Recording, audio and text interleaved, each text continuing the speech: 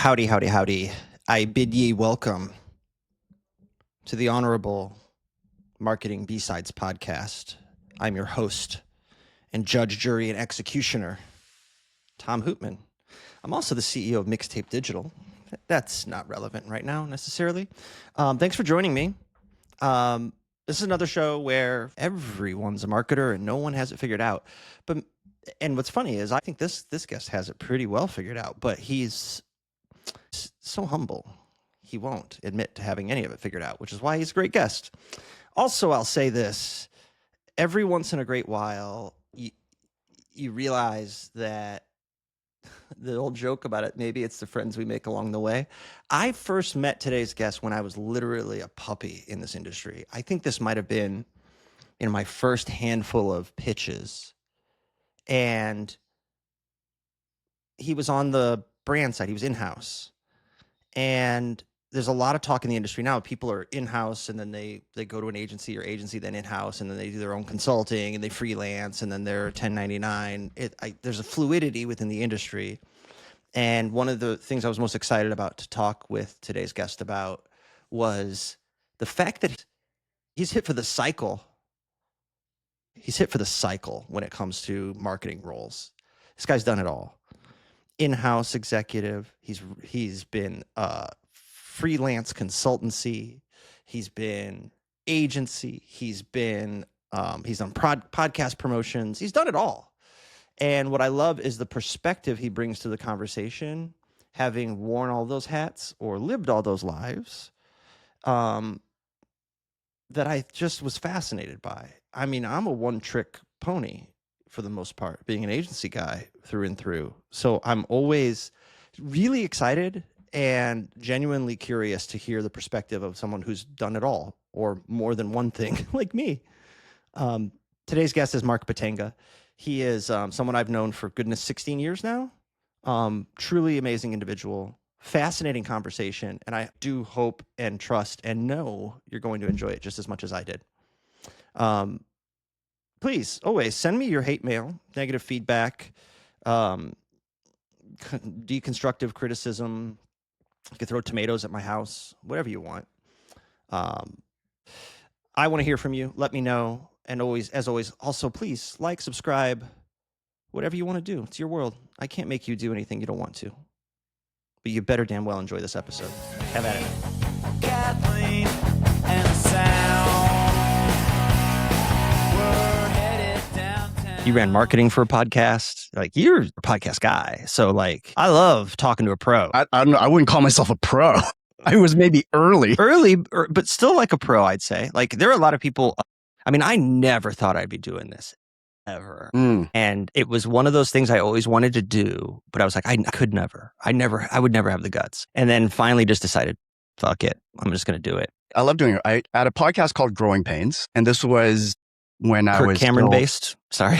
I'm sorry. Yeah. I was looking up all like the trademark and like, okay, I'm not going to like, go against, TV sitcom trademarks for Growing Pains for anybody who's like in the late 80s and 90s. Our age. Yeah. Our age. And it was on a lark. It was one of these things where it's like, you know what? I got to do biz dev. I've been curious about podcasting and, I have natural ADHD. So it's ready, fire, aim kind of thing. And I remember I was sitting in my office downstairs and I was like, okay, who can I invite in my podcast? I literally swiveled my chair around to my bookcase and started emailing every author. And it was a really interesting lesson in shoot your shot. And it's probably different now because it's a lot more saturated. But back then, if you had a Twitter account and you had a decent, career background, people would pay attention to you. I remember emailing Seth Godin because he famously replies to people. He replied to me in less than 10 minutes. And he's like, Mark, I would love to be on your podcast. Let me know when you're at episode 100.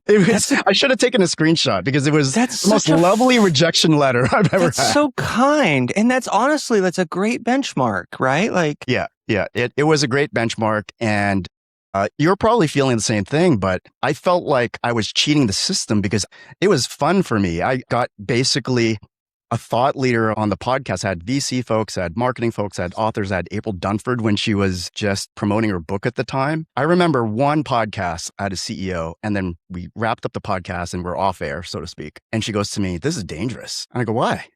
She's like, "I feel like I could tell you anything, but I forget that there's probably like a few dozen, if not 100 people listening to me." And it was a great experience. That's a great way to put it. It is kind of dangerous because you can do whatever you want. I've had on more than one occasion, I always tell people like, hey, like if we go down a path and you sleep on it and you're like, hey, can we cut that story?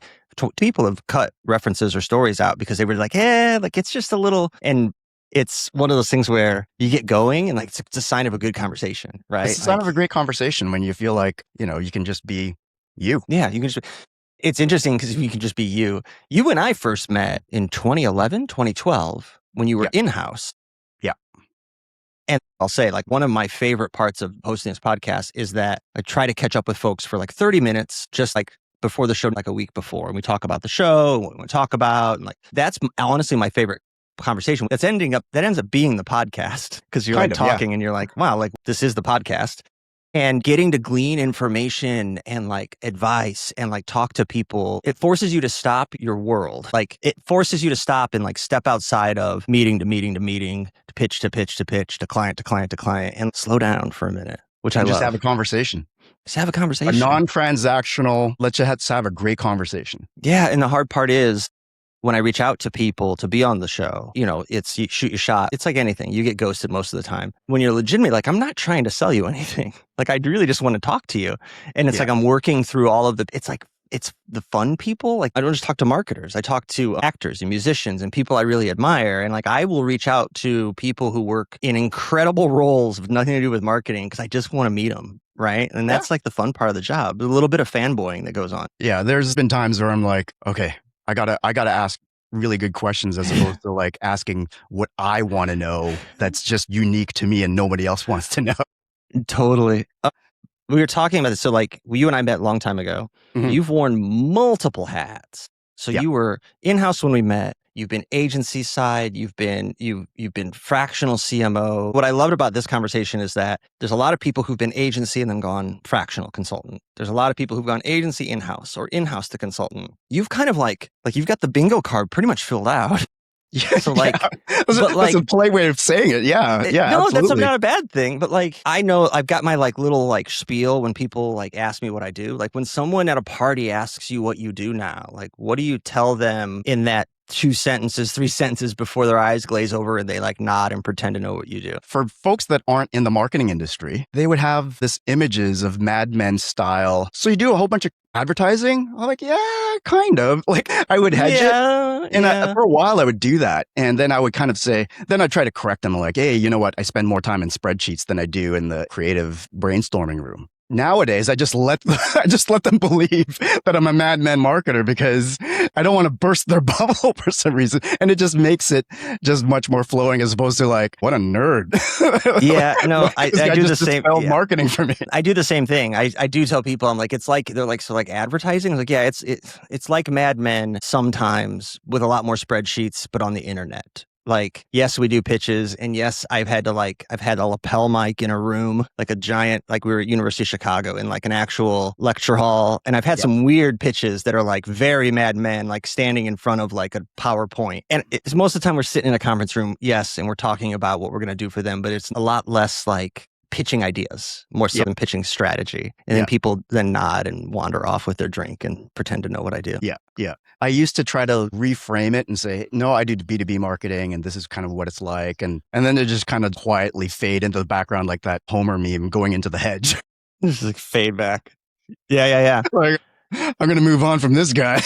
Yeah. But ever since then, it's just more of like, you know what? I do marketing and I help people, get more leads so they can sell more products. That's basically it, right? Well, what I love about that is that the way this industry has evolved in the past 5, 6, 7 years, and I'm not just going to say COVID, because I think there's an evolution there even before then of like consultancy, freelancing, and like being able to, like at Mixtape, we run at that. If there's someone they want to consult with locally that's not an ideal Mixtape client, go after it. Like do it as long as it doesn't interrupt with your business. Like so many agencies for so long were like, you can't even say the word marketing outside of this job. Like non-competes tried to be really stringent. Yeah. So there's this whole like side hustle trap, though, that people fall into. And I talk to people a lot who are like, I'm going to jump out of what I'm doing and I'm going to do consulting. When we first talked, you talked about how easy it is to get fooled by early effortless referrals when you do that. I'm curious, like, what's your biggest wake up call once you jump out and the sea's calm and the initial pipeline levels off? How do you approach building a more predictable system? How do you steel yourself to, this is a job, much like any other job? First of all,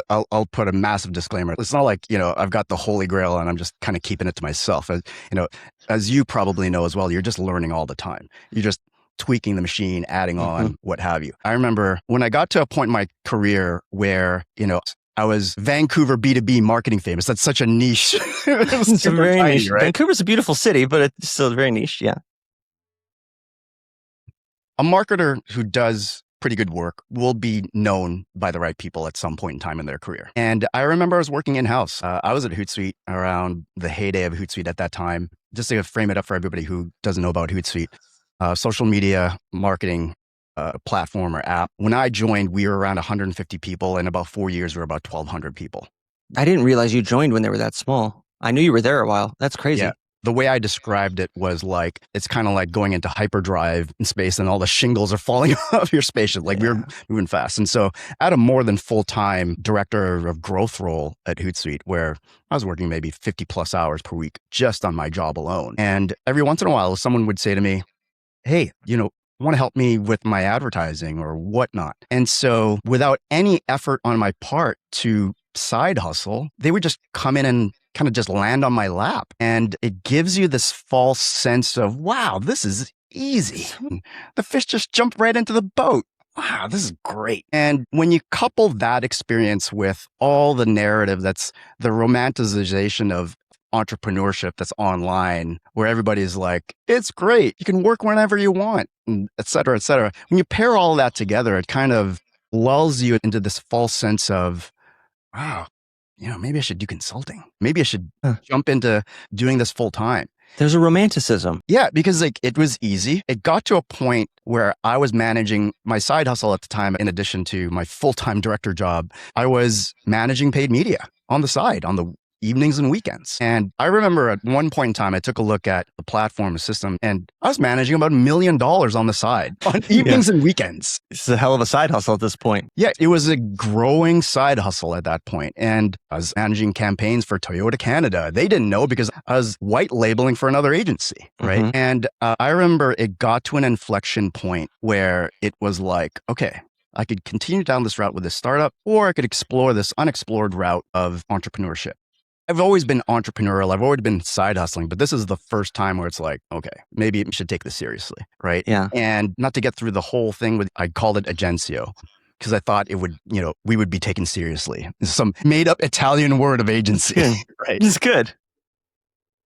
I brought on a business partner. She brought on a couple folks, freelancers to work with us. And it really hit me where I'm like, man, it's one thing to generate pipeline for you as an individual and you have the safety net of a full-time job. That is not stress. I thought I was stressed. I was just busy. I wasn't stressed. But when you start to take on the responsibility of, wow, somebody else's livelihood depends on me, that's stress. I remember tweeting one time, nobody tells you about the diamond crushing pressure of making payroll. There's no book, right? There's no there's rules of thumb, but no one ever sits down and says, here's what a P&L looks like and here's what your balance sheet needs to look like. And yeah, and I've probably made every mistake that there is. I remember, you're going to laugh at this. You're going to have a good chuckle at this, Tom, right? So, I had massive ego. I was younger, obviously, at the time. And I was like, I'm good at marketing. I'm just going to do the same thing that I did for, SaaS products. I'm going to do it for my agency in terms of lead gen, right? And so at that time, I treated marketing and lead generation and business development for, let's call it services, similar to how I would do it for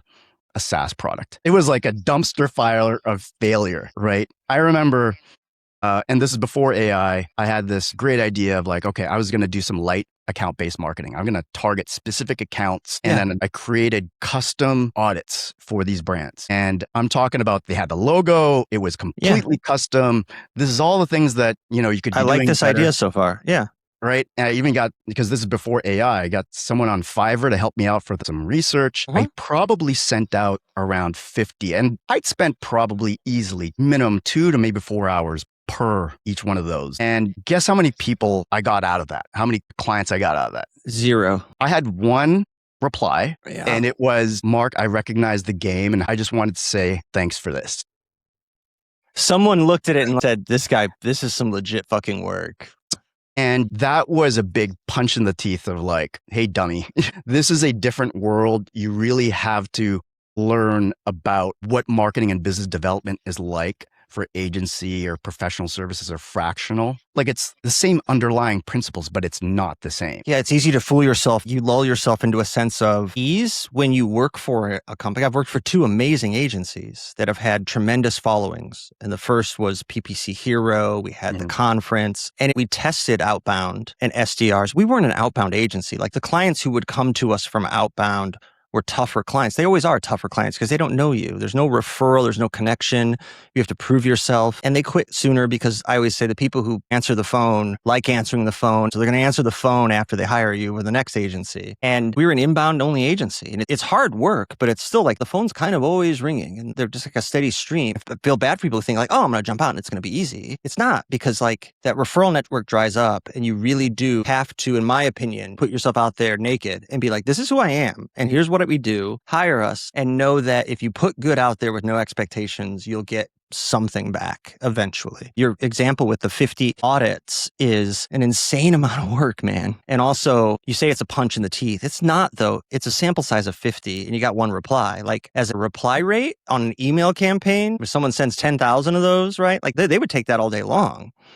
But on a sample size of 50 homegrown, like rubbing the 2 sticks together to make the fire happen, it's just the amount of work you put in. It feels like a punch in the teeth. But honestly, it's probably something that formed what made you better long term. It made you realize like it's part of what separates you from other people in your line of work, honestly, because you take the time and consideration to do good work that shows up. It's probably just too small of a sample size. And it was like one of those like early life lessons of like, I'll just pick up the phone and call them. 2,000 dials later, you're like, this is hard. It is. And I think as marketers, there's advantages going into this world as a marketer with the skills and training experience that you've got. And there's also a disadvantage, right? And the disadvantage is when you're doing inbound marketing and you're doing paid media for companies that have millions of dollars. That's very different if you tried to like do that for you as an agency owner or for you as a fractional or for you as a consultant. Meaning, I believe in inbound. I wholeheartedly believe in inbound, but it takes a lot of time for that to build up.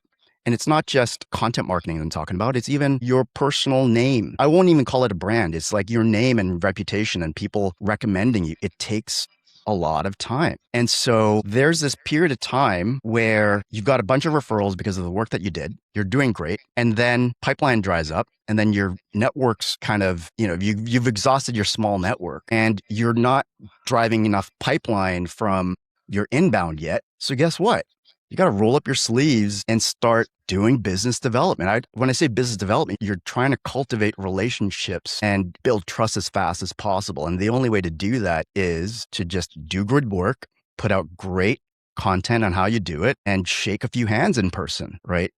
Like you just talk to people for a living. You have to walk in with a shout out to Brian Neal and Blind Zebra. That's a sales coaching peer group, right? That do amazing work. But it's like, if you walk in with pure expectations, you're clean, right? Like you have to have a healthy level of detachment of, I could have 6 conversations with people in a day and I'm good if nothing happens with it. And then there are days I have 3 conversations and 3 of them refer people to me or to Mixtape. And all 9 of those conversations are valuable. It's just some are seeds. Some are just catching up with friends and it's perfectly cool. I love catching up with people. And some of them are faster turnarounds. It's like, but you have to scream into that void for a long, long time and have no expectations, in my opinion. I think one of the pivotal points for me as an entrepreneur was I read this book called How They Buy, and it was about consulting. And it really kind of pointed out the areas that I was just ignorant to, which was when you're buying a product, you can look at reviews, you can look at the specs. There's a lot of different ways to evaluate. There's standards they need to meet, right? But when you're buying services, there's not a lot of that unless you've been in the business for quite some time. And so it's really all about building trust. And there's very few things that will shortcut building trust. And that's why referrals are such a great way, because I trust John. John referred me to Jim. John would not screw me over. Jim must be a good guy. trust transfers, right? And I think that it took me a while to figure that out, that was the game. And once I started thinking that way, it just gave me a better sense of this is a different world, same skills, different world. You just apply it differently. I think that another one that I learned really quickly was the more conversations you have, you increase your odds of getting a chance at bat. And also, it's not like demand generation for a product where it's like, I got to get people through a funnel. I just got to get them from step A to step B. Not everybody's ready to buy your services, Tom. It doesn't matter how awesome a person and reputation you have, but if I have no need for your services at the moment, it does not matter how great that email is going to be. I'm not going to buy. It's one of those things that it's just a different game when you're marketing or doing business development for services. Yeah. I mean, in the olden days, and there's still a lot of companies that send mailers out, right? Like how often I get a mailer in like the spring about my HVAC and is it time to like have it serviced? And I have a company and I have a guy and I'm like, this is trash. The reason they're doing that and part of like just connecting with people is that it may not be for now, but there may be a day that arrives and I've called my guy and my guy's like, I'm swamped. I can't see you for 3 weeks and the AC breaks. Like you manufacture a bit of the luck. Like you have to put yourself out there. You have to do something to be able to get your face out there and just connect with people with zero expectations, knowing that serendipity. You're like, wow, that was lucky. What are the chances? Well, the chances are pretty good because you do this every day that you're going to catch someone or someone's going to be like, hey, Hootman, we talked a month ago and something just came to mind and someone just reached out to me. I think you'd be a fit for. And like, I wouldn't be on their mind if we hadn't just caught up and had a coffee or chatted for a bit. Like I said, you could have 6-8 conversations in a day, just catching up with people. And your lizard brains tell us you got nothing done today. You were very unproductive because you aren't moving the business forward. And it's like, but we are moving the business forward. It's just not productive. It's not something that culminates into something today. I think having a system from a marketing perspective and a business development perspective, I think is important. But I've learned that I need to detach from expecting results from those activities. And I'll share a story why. I would just email and DM people. If I feel like I can help them, if I feel like there's something there, I'm not going to kind of meander my way to try to get an introduction. And I remember I DM'd this CEO and this CEO said, yeah, Mark, would love to meet with you. And we scheduled a call. And then right before the call, he's like, hey, Mark, his EA goes, hey, Mark, can we reschedule? And we rescheduled. And you did that twice. And I have a rule. If you reschedule with me twice in a row, I'm just going to politely say, hey, would still love to talk to you, but it doesn't look like I'm a priority right now. Why don't we reconnect at a later date? And I think no one had ever done that with this particular CEO. Based on his response, I think he was caught a little bit off guard that you'd turn away a meeting with him, right? Fast forward 3 years later, like we'd been connected on LinkedIn. We hadn't talked, emailed, or anything for 3 years. And out of the blue, he just DMs me, okay, let's work together. No interview, no nothing. Just let's go work together. Doors open, walk right through. Yeah. Doors open, walk right through. And I suspect it's because I put out content around the work that I did, how I did it, what have you. And it was just the right time for that individual to need what I was doing at the time. And that CEO happened to be the CEO of Jay Shetty, the podcaster's coaching school. Yeah, that's incredible. Something you mentioned in there that I do that's very similar that I was taught again by this sales peer coaching group, Blind Zebra, was they called the close the file email. Whether you're a biz dev rep in an org or you're trying to build your own business, it's really easy to want to keep something in the pipeline. Because if it's Schrodinger's opportunity at that point, it neither is nor isn't, but it's not dead. We don't know because it's in the box. And going back to that detachment, you have to be able to say, hey, I've reached out a couple times. Obviously, something's changed on your end, or it's just not a priority right now, and that's totally fine. If anything changes, let me know. I'm going to go ahead and close your file. And that's literally what I put in there. I'm going to go ahead and close your file. And the close the file email snaps people to attention more often than not. Because, my last agency, a big saying was assume positive intent. And I think it's really easy when you're being ghosted and you're being rescheduled and no one's connecting with you to think, dick, I'm not important. In reality, honestly, they're just getting torn to shreds and they're so swamped that people literally don't have the time and they have to bump you. They're just busy. And I think that it's a way of assuming positive intent that snaps people back. And a lot of times they'll say, it is still a priority. I'm smoked right now. Can we talk in 3 weeks? And then they end up coming in 3 weeks. And I think it helps bridge the gap on the internet. And when you're communicating via email of the context that gets lost in the shuffle of like reschedules and ghosting and people just not showing up. Are there still people that do it? Yeah. But also like by sending that close the file email, much like you sent, you get someone's attention. And I think a lot of people don't do that because a lot of people are addicted to and need that opportunity to be Schrodinger's opportunity and be neither alive nor dead, but just still in the pipeline. As you were talking, my wife, she works in healthcare. She does not know anything about the corporate world or marketing, but I jokingly say she's the best chief revenue officer. And a lucky soul because she doesn't know anything about marketing. It's good. And, I'll go to a networking meeting. She's like, so what came out of that? Or like, hey, I'm going to go to San Francisco. So how many clients do you book? It snaps you to attention to say there needs to be outcomes out of these activities. And it's this kind of gray area where you got to keep doing the activities despite the fact that you're not getting feedback, whether it's good or bad. Because as a marketer, when you're working in-house, you're dealing with tons of data and you can act on that data. But when you're a solo consultant, one, you don't have enough hours in the day to do everything you need to do. You don't have millions of dollars. And so you don't have a lot of data coming back at you. All you hear is silence. And you tell all these stories about, am I good enough? What am I doing? And it's just like you said, maybe they're having a bad day. They're not replying, not because of you. There's so many other reasons unrelated to your effort and your quality of effort that plays into it. You mentioned when you're a marketer working in a marketing department, you're working with all of these data points. Yes, you don't have any data. Your example of sending 50 audits yourself, it's a very small data set. And I also would say in this world where people are detached and they aren't connected, there's a safety in that. Like when you're working with so many data points and your conversion rate is down or your demo rate is down, it's not Jim and Jane don't like us. It's the demo rate's down. It's impersonal. There's a safety in that, I think, for some people. When you step out of that and you do something like what you've done, or what you did, what you're doing, yeah, there's fear of rejection, but like there's fear of like getting nothing back. Because the other side of that is if you did have volumes of data, you'd likely convert it to a CPL and a lead form, and it would become impersonal, which would break, in my opinion, the reason why people should hire you or reason why people should come to us is that like it's personal.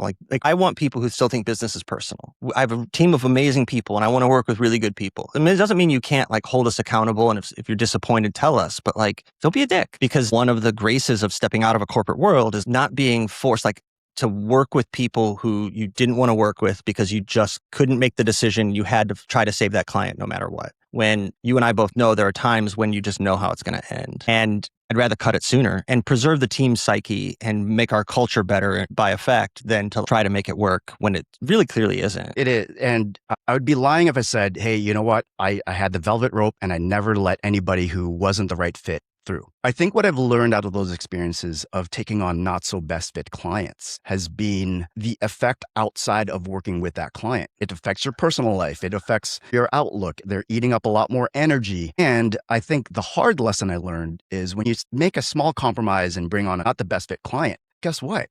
They're going to refer you to other not best fit clients as well. That's true. That's true. I'm going to make a polarizing statement just to prove a point. If you're working with somebody who is high agency, tremendous values-based client, they are surrounded by probably the same type of people. If you're working with a person who's mean, guess who's going to be around that person? They're going to refer you more to people like them. And so those are the hard lessons that I had to learn along the way that I really had to learn for myself, unfortunately. But those are lessons that I tuck in and like, okay, great. I'm just going to do better the next time. And I think that it's like in those instances, take a chance on people, right? And like say yes, err on the side of yes and assume positive intent. It's a callback, but then also walk into those situations knowing that what you might see and understanding it might be a quick trigger. And actually, I have a really good dialogue with my team where we've had difficult clients. And I've been like, hey, like, I don't want to put all of you under strain. We're in a position we could say no to this. You want me to talk to them and like fire them. And the team has talked me out of it and turned it around and crossed that bridge, which I think, in my humble opinion, is like the perfect place to be. Because if I'm telling them, let's just make it work, then I'm not listening to them and they aren't feeling heard. But if it's the reverse and they're like, no, hold on. We got this. It's just early days. We just need a level set. We're going to sit them down. We're talking about like expectations. And then they go and do that. Not only does that empower them to be autonomous and do what they know is best, but it also shows them that they're heard, which they are. And then also that they can fix it on their own. And like, it's turned into a great client. Right? Like those are situations that we would never go through if all we had were red flags. And like, we were like, I'm sorry, you hit 4 of the 7 red flags. You are not allowed to hire us. I'm curious though, like when you're looking at working with clients, what are some of those red flags you look for? Like, have you identified anything that's like interesting or stark that's like, probably not for me? I think it's 3. One is if they don't have a marketing budget. I ask, hey, what's your marketing budget? Well, you tell us what should be in the marketing budget. Or like, yeah, you know what? We'll see how it goes and we'll give you more, right? If it works out. If you hit our target, the budget's unlimited. That's always another one. Yeah. And when I've mentored younger marketers, and because this is the same red flag I would put if you were trying to get a full-time job, if you're being hired as a head of marketing and the interviewer on the other side of the table doesn't have a budget. First of all, every business has a budget. There's a line item for things. If they don't have a line item for marketing, they don't believe in marketing. It's somewhere. They're just not sharing it with you. And because it's zero or really, really, I was going to say, tiny. because it's so small, you're not going to be able to do shit with it, my friend. Yeah. Yeah. I think that's one. I think the other one is like you talk to somebody who's a potential client and they are skeptical about marketing. So I've had people tell me, I don't know if this is going to work.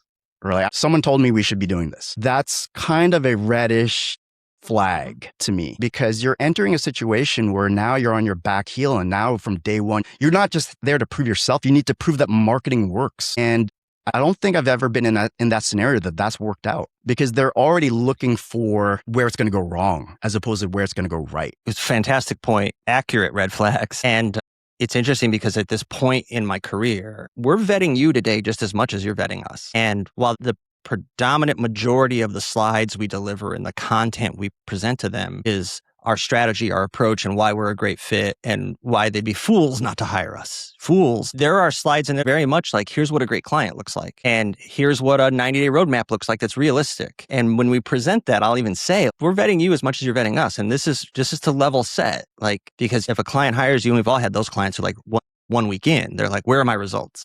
Right? It's just tough. And there's an element of not standing up for yourself, but like just being honest with like your red flags with them, but not just putting a red flag slide in, right? But like, here's what great looks like to us. And if you feel like you fit this, we're ready to go. And then also being comfortable saying like, hey, I've dug around a bit in like your Glassdoor, like tell me a bit about the culture because I've worked at companies that have struggled and gotten it back and been great afterwards. That could be the case there, but tell me about it. Because like you said earlier, if they're mean, and it's a mean culture, there's a lot of times you can pick enough of those pebbles up to figure that out ahead of the curve. And again, it's really easy not to have the conversation. But sometimes having a 20-minute conversation, I think helps level set and set things right at the front end for a longer term relationship. And in my opinion, gives you something to tether back to when things get wobbly or if they get wobbly in the future. I don't know how many times that's happened to me where I'm like, hey, remember when we first talked and we talked about this and you said this? It feels like we're the opposite of that now. Like what has changed? Just help me figure it out so we can do better for you. And you can usually level set that way. I think you touched on it, culture and values.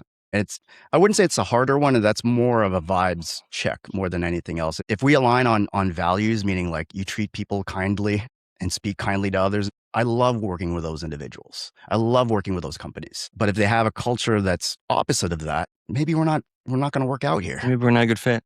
Yeah. Maybe we're not a good fit. That one's a little bit tougher. But those are the three that I've learned along the way. Yeah. Along the same lines and like what you've learned along the way, like you've had a very successful and varying career. I'm curious, like what's a belief, like a core belief that you held earlier in your career that you start to now think might be bullshit or that you've changed from? I think it's related again to entrepreneurship. I used to think you need to have a big personal brand and an amazing content machine, and you need to have a social media presence to be a successful agency or a successful consultant or a successful fractional. And I've met so many successful individuals who do those things, who hasn't updated their LinkedIn in 10 years, who've never been on a podcast. So I think that's one of those things that I've learned, that it's great to have those things. Those work in your favor, but don't think that that's the only thing that you need to be successful. No, that's pretty solid. That's really solid. I think that especially in our business, there's like the 3 or 4 core channels. You mentioned a couple of like podcasts and LinkedIn presence. Like that matters a lot in our business, in marketing. There's a lot of people out there that we don't run into every day who have insane networks and have built amazing businesses who don't prescribe to the formula, air quotes, whatever it is. Last question for you, I'll cut you loose. It's one I ask everybody. Sure. Because it's mixtape digital, music, all that good stuff. And my first job was at like a Sam Goody in the mall. So this is near and dear to my heart. If your career or your current role, like your professional life, had a 2 to 3 song playlist, what songs would you put on it and why? When I saw this question in the kind of pre-interview, so to speak, I was like, oh man, what is it? Well, and I'll give you 4. Yeah, ooh, bonus. And I'm a big rap and hip hop fan, right? So first one is Rick Ross, Hustlin'. So Every Day I'm Hustlin'. So that's one. It's a great choice. The other one is by the Clipse, Grinding. I don't know that one. I'll send you a link to that one. Send me a link to that one. I'm jotting it down. Yeah. Pharrell Williams, Freedom. The George Michael one's great, but Pharrell Williams is the one I'm going to use for this one. And the last one is by Mac Miller, Self-Care. Ooh, excellent choices, my friend. You know, there's a theme in there, and I also appreciate that you didn't jump around. A lot of people jump around. It's like a classical song, a Britney Spears song, a Slayer song, and like a random Taylor Swift song. And I'm like, I get a bit of whiplash in that question sometimes because I'm like, what? Then what? And now what? And then also there are a lot of people who have some varied tastes and list like 3 songs I've never heard of and I'm jotting down and I'm trying to listen to later because I'm like, how did I not know of any of this? Because I live on Spotify. Amazing playlist. I love it. Great choices. And I like the thematic, like blatant thematicism. Is that a word? Throughout. Really good. Yeah, you made another word. That's yours now. That's mine now. Honestly, listen to these at least once a week because you just need something. You need something. You need something. That's a great way to wrap it, my friend. You need something. Marc Bitanga, thanks so much for making time for me. I really appreciate it. Really enjoyed this conversation, Tom. Great. Catch up soon. Take care.